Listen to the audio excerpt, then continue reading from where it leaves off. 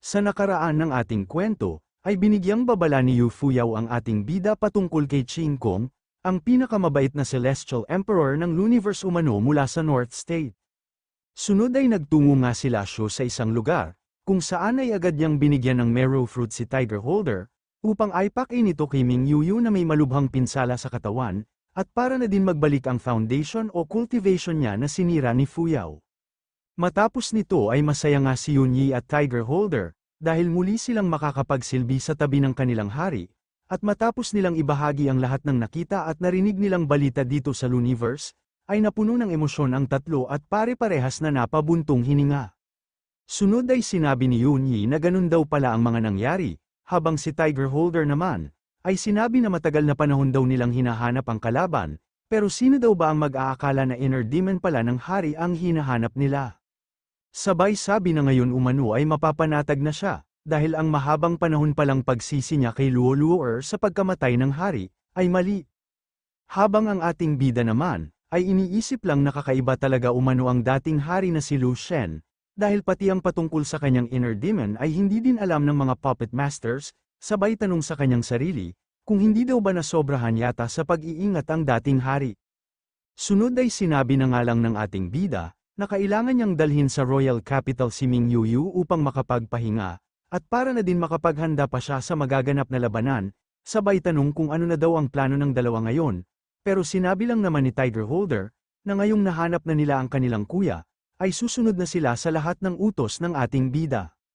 At agad ngang naisip ng ating bida, na sa tulong umano ng mga puppet master, ay madadagdagan ng lakas ng kanilang puwersa, gayon na din ang depensa ng royal capital.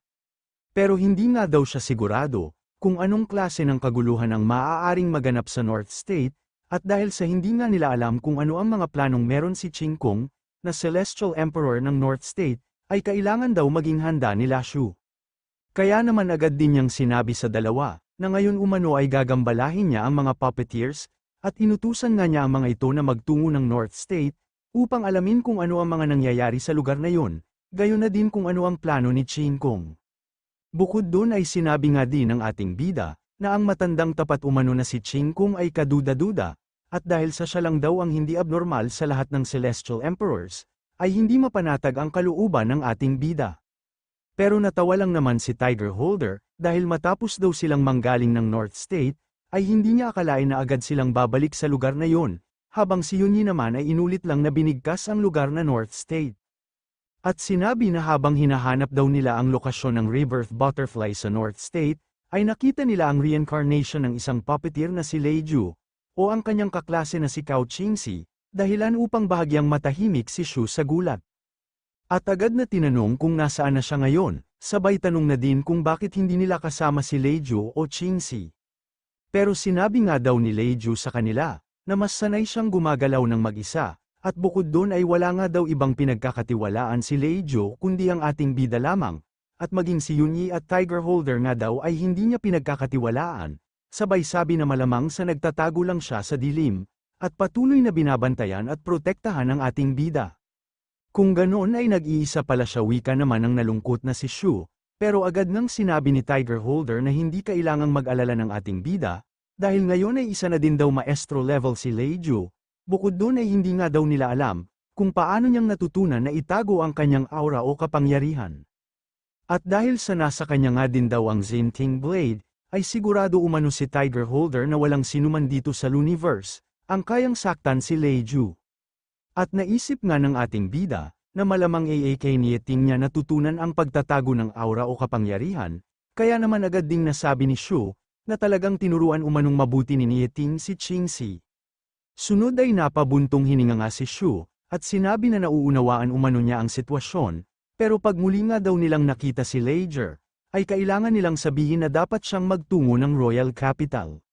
Sabay sabi na 18 taon umano ang nakalipas, sa maulan at madugong gabi na yun ay niligtas at protektahan niya ang ating bida, at hanggang ngayon nga daw, ay hindi pa nakakapagpasalamat si Shu sa ginawa na yun ni Lei Ju. Sunod ay gumawa nga ng portal si Shu, upang maging daanan ng mga puppeteers patungo ng North State, at nung una nga ay nag-aalinlangan pang umalis ang mga ito, dahil sa nakikita nilang kalagayan ng kanilang big brother, pero sana nga daw ay maunawaan sila ni Ming Yuyu, dahil mayroong misyon na binigay sa kanila ang kanilang hari. Habang si Shu naman, ay sinabi na hindi nila kailangang mag-alala, dahil matapos silang makabalik mula sa North State, ay sisiguraduhin nga daw ng ating bida na masigla at malakas na ang kanilang kuya, kaya naman nangiti at tuwa na lang ang dalawa, sabay pasalamat sa kanilang hari. Samantala kinabukasan nga sa Royal Capital, sa Divine King's Palace o palasyo ng ating bida, ay agad na naramdaman at napansin ng lahat ang pagdating ng ating bida, kung saan ay agad ding sinabi ni Xiao Yu na nakabalik na daw pala ang kanyang kuya, habang nagmumuta. Pero bigla nga ding nanlaki ang kanilang mga mata at natahimik, dahil nakita nilang may dala-dala ang ating bida, at agad na ding tinanong ni Carol kung sino umano siya, at kung bakit malubha ang pinsala na kanyang natamo. Habang si Xiao Yu naman, ay tinatanong kung ayos lang daw ba siya, at kung binigyan na ba siya ng marrow fruit ng ating bida, na sinabi namang hindi na nila kailangan pang mag-alala, dahil nabigyan na niya ito ng prutas na magpapagaling sa lahat ng karamdaman. Agad na din niyang binigay kay Zhang si Ming Yuyu, at sinabi na dalhin siya sa isang kwarto kung saan ay maaari siyang makapagpahinga at magpagaling. Bukod dun ay sinabi nga din ni Shu, na ang pangalan niya ang Ming Yuyu at malamang nakilala siya ni Zhang. Na agad ding nang laki ang mga mata, dahil hindi siya makapaniwala na si Master Ming umano ang kanyang buhat-buhat, agad na ding tumakbo palabas ng palasyo si Zhang, habang sinisigaw sa kanyang mga kasamahan na buhay pa din si Master Ming nila, at binalik nga daw ng kanilang hari si Master Ming sa kanila. Kaya naman napapatanong ang iba, kung hindi daw ba sila nananaginip, habang ang iba naman ay hindi daw inaakala, na muli pa silang magkakaroon ng pagkakataon upang makita si Master Ming, sa buhay nilang ito. At dito nga ay sinabi ng ating bida, na kung hindi lang niya nahanap ng aksidente ang perlas, at aksidente ding natagpuan si Ming Yuyu sa loob nito, ay sana tulad nila, na iisipin na lang din ng ating bida na matagal nang patay, ang puppeteer na si Ming Yuyu. Agad namang tinanong ni Carol, kung saan daw nailigtas ni Shu si Ming Yuyu, at kung mula daw ba kay Qing Kong ng North State, o kay Yu Fuyao ng East State. At sinabi nga ng ating bida na mula kay Yu Fuyao, dahil si Yu Fuyao ay nakikipagtulungan sa kanyang inner demon 18 taon na ang nakalipas. Bukod dun ay sinabi nga din ni Shu, na si Yu Fuyao din ang nagnakaw ng kanyang white flame, o heart tribulation flame nung sanggol pa lamang siya. At sinabi nga ni Xiao Yu, na si Yu Fuyao daw pala ang naging dahilan, kung bakit mahina ang pangangatawan ng ating bida nung bata pa siya, sabay sabi na naaalala umano niya na sa tuwing may sakit ang ating bida noon, ay lagi niyang pinagtataguan si Xiao Yu upang hindi siya mag-alala kay Shu. Habang si Carol naman, ay sinabi na malamang sa hindi umano naging maayos at masaya ang buhay ng ating bida, nang dahil sa puwersahan nilang ninakaw ang kayamanan na kaugnay ng kanyang buhay. Sabay sabi na tulad umano nang nagkaroon ng lamat ang tangkay ng World Tree niya, ay masyado ang sakit at hirap na kanyang dinanas, kaya paano pa daw kaya ang ating bida, na pinagdaanan ang kanyang naranasan habang sanggol pa lamang siya, at tiyak na napakasakit nga daw nito para kay Shu. At bigla nga ding nanlisik ang mga mata ni Xiao Yu at Carol, kung saan ay magkasabay din nilang hinawakan ang mga kamay ng ating bida, at sinabing pagdating umano ng araw ng digmaan, ay sisiguraduhin nilang ipaghihiganti nila ang ating bida kay Yu Fuyao. Matapos nito ay agad ding lumabas ang dalawa, at tinawag nga ni Xiao Yu na Soul Army ang kanyang mga espiritu, at sinabi na kailangan nilang sumama sa kanya upang mag-ensayo at lalo pang magpalakas. Habang si Carol naman, ay sinabi na matagal na mula nang huli siyang mag-ensayo sa paggamit ng sibat o kanyang gangner, kaya naman daw ito na ang oras, upang muli niyang banatin ang kanyang mga muscles. Habang ang iba naman, ay biglang nainggit sa ating bida, na ipinagtatanggol daw ng mga magagandang kababaihan, at agad ngang umusok si Shu, habang tinatanong si Zuan kung sa tingin daw ba niya, ay sinumpa talaga siya na magkaroon ng mga magagandang babae sa kanyang tabi.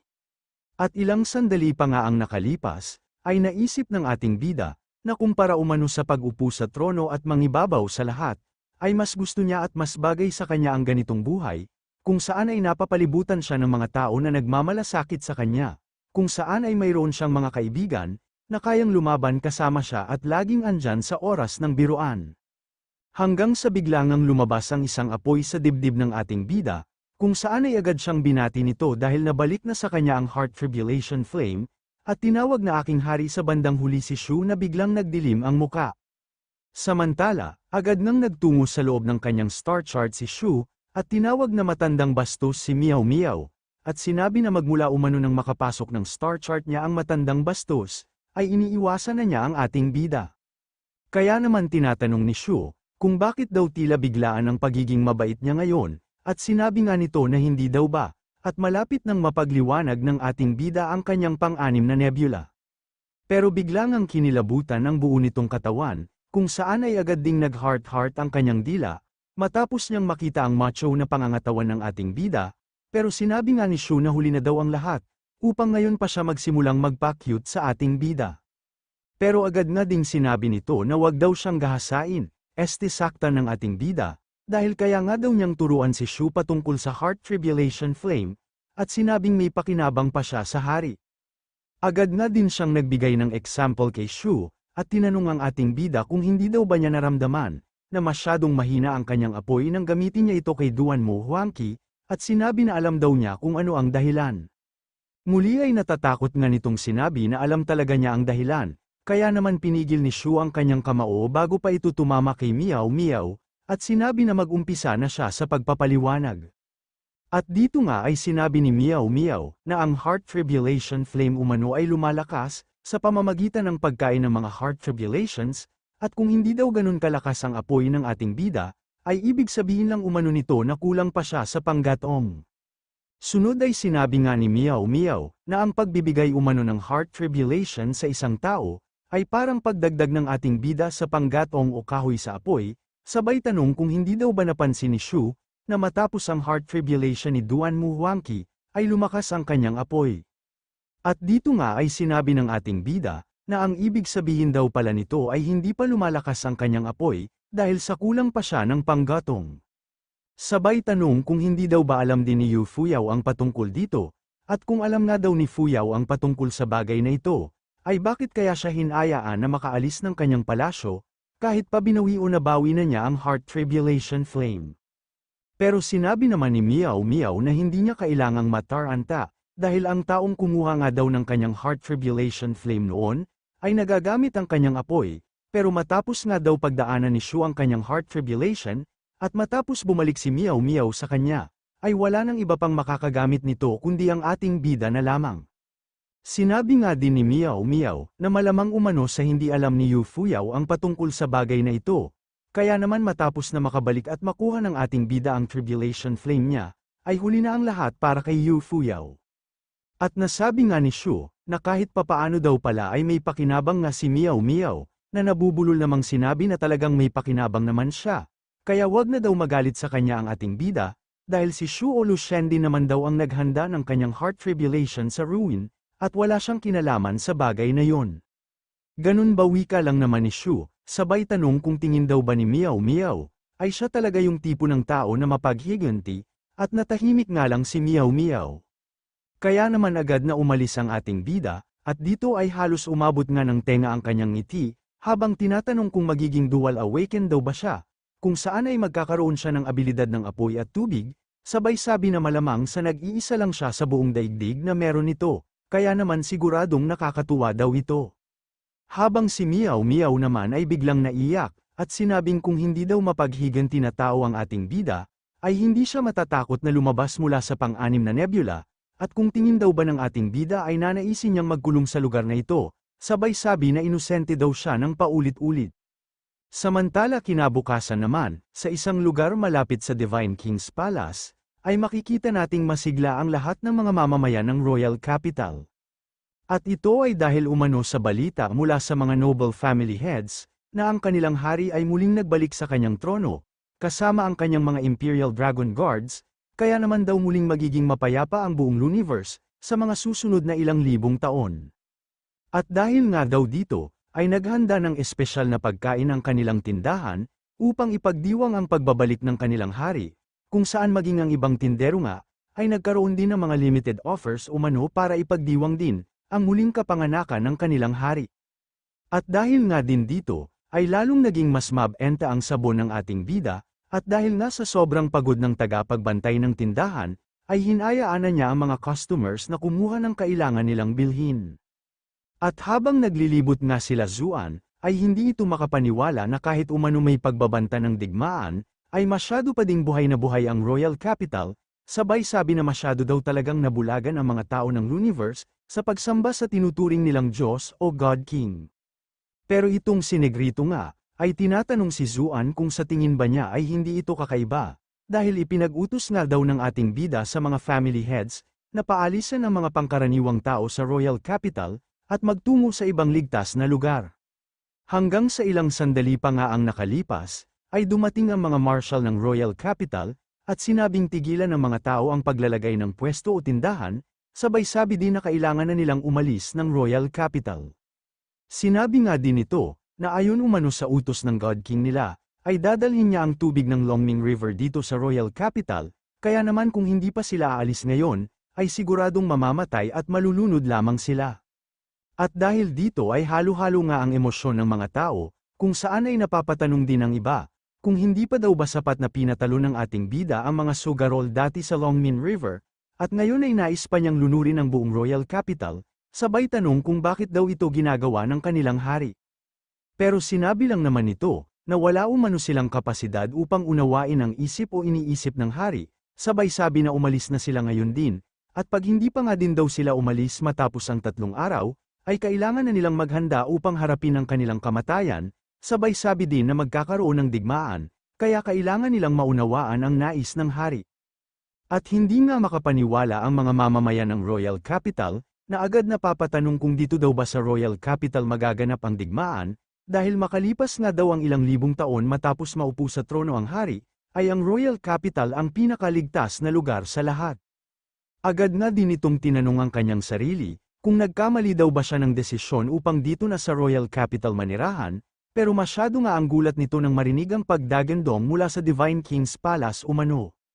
At sa paglingon nga ng mga mamayan ng Royal Capital, ay agad nilang nakita ang pader na umangat mula sa lupa, kasunod nito ay ang patuloy na paggamit ni Xiao Yu sa abilidad ni Anthony, upang patuloy ding gumawa ng pader sa palibot ng Divine King's Palace. At matapos nga nilang masaksihan ang lahat, ay agad na nagtakbuhan ang mga tao, habang sinasabi na totoo ngang may magaganap na digmaan, dahil gumagawa na daw ng inner wall ang Divine King's Palace, sabay sabi na mali talaga ang desisyon nilang magtungo ng Royal Capital, at kailangan na nilang umalis sa lalong madaling panahon. Agad na ding natawa si Zuan sa mga tao dahil mabibilis daw palang tumakbo ang mga taga-Luniverse, pero tinanong lang naman ni Negrito kung bakit pa ba niya pinapansin ang mga yon. Sabay sabi na inumpisahan na daw ni Xiao Yu ang paggawa sa panibagong lungsod dito sa loob ng Royal Capital, at mukhang ang unang batch nga daw ng mga malalaking bato, mula sa mga noble families ay dumating na din. At dahil nga sa napag-usapan nila ang paggawa ni Xiao Yu, ay tinanong ni Zuan kung hindi daw ba mukhang pamilyar kay Negrito, ang lungsod na nais gawin ni Xiao Yu, sabay sabi na tila umano nakita na niya ito sa kung saan.